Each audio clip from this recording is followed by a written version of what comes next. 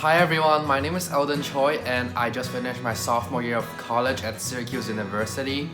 And as an international student, I really wanted to show what Syracuse University is like in terms of my perspective, because I know international students have a very huge concern of the US culture in general, the cultural shock. So in this video, I hope to give you some insights of what a typical college life is like for an international student.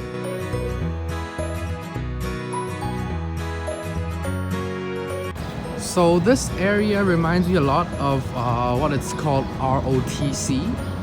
ROTC is basically a program for reserved officers training camp, I think that's what it is. And what they do here is they train every morning in the quad. We run around the quad and they do burpees, exercise, all sort of crazy stuff. So this is an actual footage of me finishing PT right after one of their exercises in the morning, and it was in almost late April, so all the snow had melted. We can work out outdoors, otherwise we work out indoors. And here's also a footage of me working out indoors with the people over there.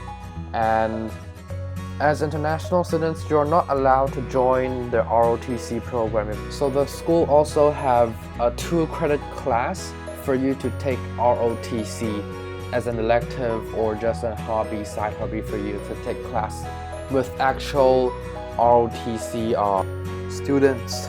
And for me personally, I maxed out the amount of credits I could take for that semester. So I ended up taking this course as just a side hobby for fun. I didn't take it with any credits.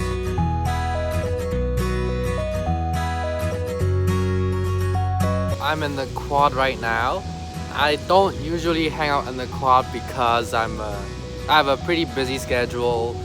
Hanging in the quad just took up so much of my time if I were to do so. So usually when my friends hang out in the quad, I'll just say hi if I walk past.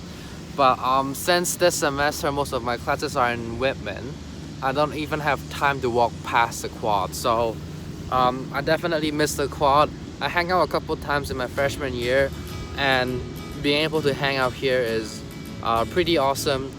So this is Heinz Hall, the other side of the quad. It houses the School of Information Studies, otherwise also known as the I School.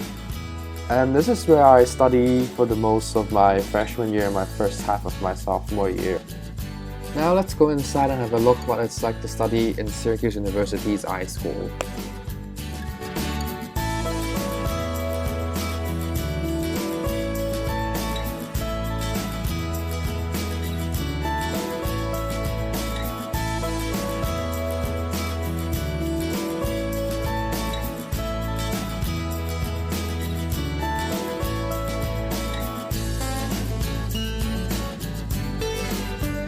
Now we're walking towards the Bowen Hall, and on the second floor houses the honors office. So honors is basically a program where students will do an honors capstone after they finish the program, and throughout the program they have to take certain honors classes to be an honors, and you can have extra credits up to 22 credits maximum each semester, opposed to 19 for regular students. Most international students don't know honors exists, or they don't know how to apply to get in. But you just apply usually in your freshman year through their online website, and we can typically apply in our freshman year of college, usually first semester, because that's when you can really catch up your coursework and your course load. So if you're interested in honors, definitely apply through the website. Otherwise, students are usually admitted to the honors program when they are admitted to Syracuse.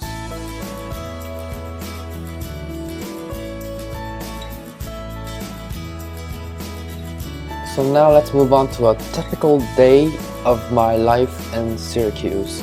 So I'll touch upon a couple topics such as weather, food, as well as what I do after class. So as you can see here, it's a typical Syracuse day. It seems like very sunny, but I can assure you that this doesn't happen often. Usually it's very snowy, as we can see in the next footage, which is about an inch of snow every day. That's on the ground. You see there's mud everywhere. The road is icy, you can't really walk on the snow. And if you look closely, you can see that people are wearing boots so that they won't slip around, and they have very thick jackets. So right now what you can see is on the left side is the same road but with snow. On the right side is without snow, and this is a reference for people who've never seen snow before, just to give you an image of what snow really feels like and looks like, and how does it impact you when you go to class. To ensure that you can walk safely, make sure you have waterproof boots so that you won't slide or water won't get into your feet, otherwise it will get very cold.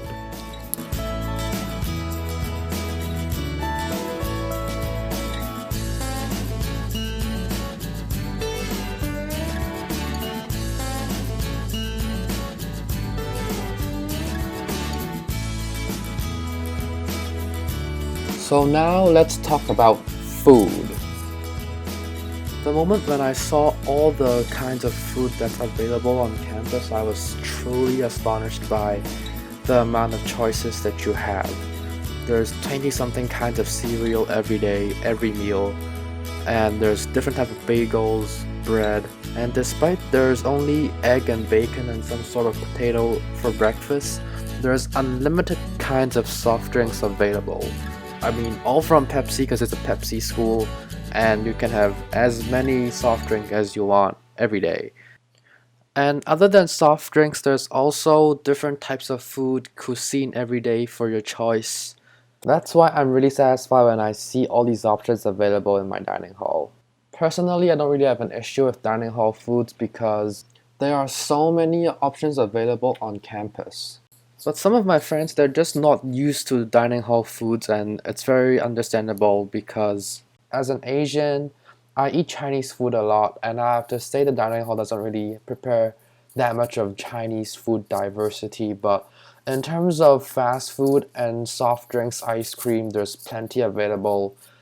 One thing I like about the dining hall is that you have made to order omelets and pastas, as you can see here. It doesn't look really appetizing, but it tastes really good.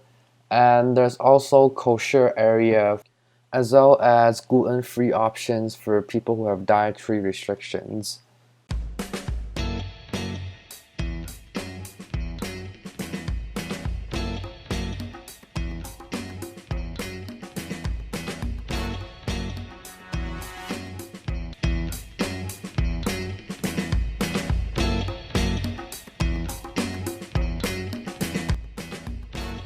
In my free time, I usually work as a student researcher, as well as going to the entrepreneurship club as the chief technology officer.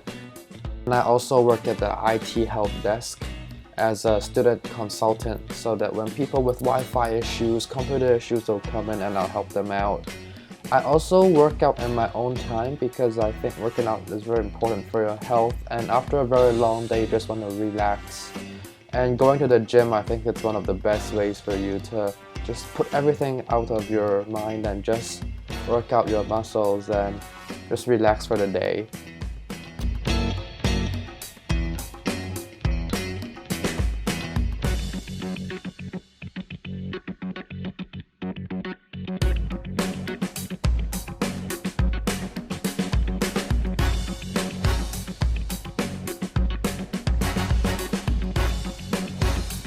Up to this point, I hope you learned something from my video about Syracuse University as an international student.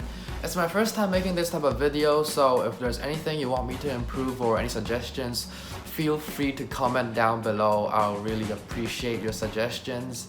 And a final tip and advice for international students is that there's so much going on campus. And it's not only about sororities and fraternities or partying in general. Even though I'm in 2 professional fraternities, they're not all partying. There's also socializing events with alumni, and there's professional development like editing your resumes and just get you prepared for your job interviews and things like that. So just bear in mind, if you want to socialize or anything, partying is not the only way. There's so many more other ways. And for instance, there's also the school official event called the Orange After Dark events. It happens maybe once every week or once every 2 weeks. So just check out your emails. And speaking of emails, emails are very important. So make sure you check your emails regularly, because the professors, all the school announcements will be delivered through your Syracuse email. If you don't check your email, you'll miss out a lot of opportunities, and believe me, I check my emails regularly, and that's how I figure out so many things compared to other of my international student friends. And last but not least, I hope you enjoyed this video. Give me a thumbs up and subscribe if you're interested in this type of content, and I'll try to make more of these videos in the future.